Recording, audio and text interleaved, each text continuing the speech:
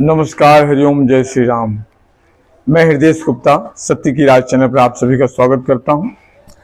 आज हम एक नई जानकारी पर मिलते हैं और संत श्री आसाराम जी बापू जी के केस पर बहुत सारे वकीलों ने जो अपनी दलीलें दी हैं, अपने विचार व्यक्त किए हैं, मैं उसको आपके सामने रखता हूं। भारत के भूतपूर्व कानून एवं न्याय मंत्री सुब्रत स्वामी कहते हैं, 21वीं सदी का ये सबसे बड़ा अन्याय सार बात यह है कि आसाराम बापू के खिलाफ बलात्कार का फर्जी मामला है।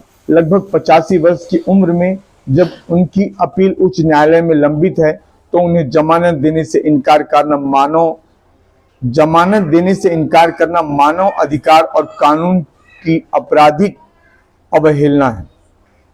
वहीं पर अधिवक्ता सर्वोच्च न्यायालय के अश्विनी उपाध्याय कहते हैं, बोगस केस में जेल। धर्मांतरण के खिलाफ जितना काम आसाराम जी ने किया है, किसी संत महात्मा ने नहीं किया।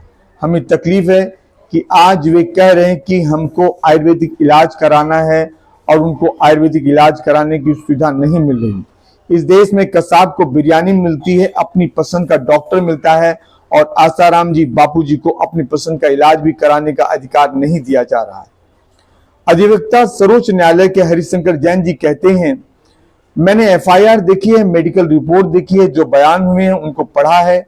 उसके आधार पर मैं निष्कर्ष पर पहुंचा हूं कि केस बिल्कुल बनावटी है, केस में फंसाया गया है।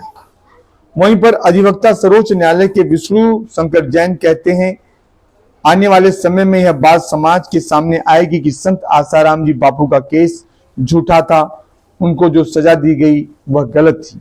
मीडिया या हिंदू विरोधी लोगों द्वारा एक माहौल बनाया जाता है कि हमारे संत ऐसी चीज में शामिल हैं। वहीं पर अधिवक्ता सर्वोच्च न्यायालय के एपी सिंह कहते हैं, कोरोना काल में सबको छोड़ा गया, बड़े बड़े हार्डकोर क्रिमिनल्स को छोड़ा गया। High power committee supreme court की गाइडलाइन थी, ऑनरेबल हाई कोर्ट की गाइडलाइन थी, लेकिन बापू आसाराम जी को नहीं छोड़ा गया। और आप बात करते हैं जस्टिस फॉर ऑल।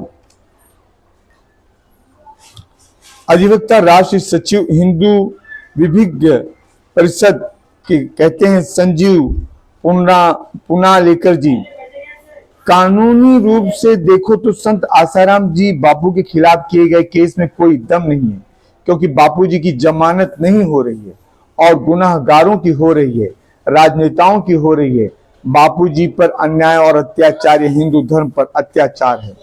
अधिवक्ता सर्वोच्च न्यायालय की कृति आहूजा जी कहती हैं, आसाराम जी बापू के लोग जरूर इस जजमेंट को चैलेंज करें और उनके साथ जो अन्याय हुआ है उसे हाई कोर्ट समझे और इस जजमेंट को सेट असाइड करे, लेकिन साथ ही सब लोग इस जजमेंट पर आवाज उठाएं, क्योंकि अगर यह अन्याय आज आसाराम जी बापू के साथ हुआ है तो कल आप में से किसी और के साथ भी हो सकता है। क्योंकि अगर कोई जजमेंट नजीर बनती है तो उसी नजीर को आगे चलकर दूसरी कोर्ट भी फॉलो करती है।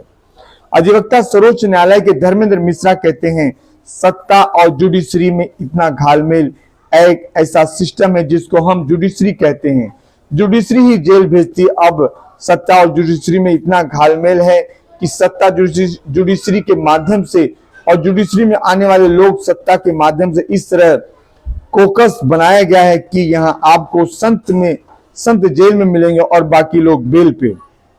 अधिवक्ता आईपीएस आर लेखक संजय दीक्षित कहते हैं, पैरोल एक कैदी का मौलिक अधिकार है, यह मौलिक अधिकारों का घोर उल्लंघन है जब इससे चुनिंदा रूप से आतंकवादियों को बिना किसी समस्या के दिया जाता है, लेकिन आसाराम जी बापू जैसे हिंदू संत को नहीं।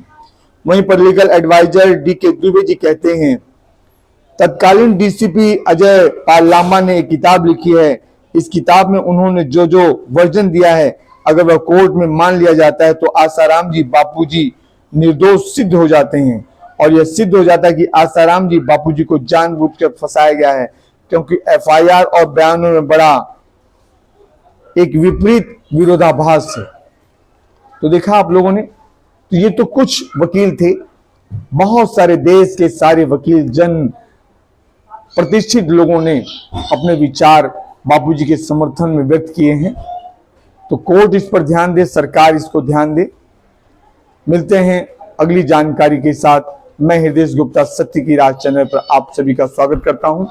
वीडियो को अधिक से अधिक लाइक शेयर करें, चैनल को सब्सक्राइब करें, कमेंट करें। मिलते हैं नई जानकारी के साथ। नमस्कार, हरिओम, जय श्री राम।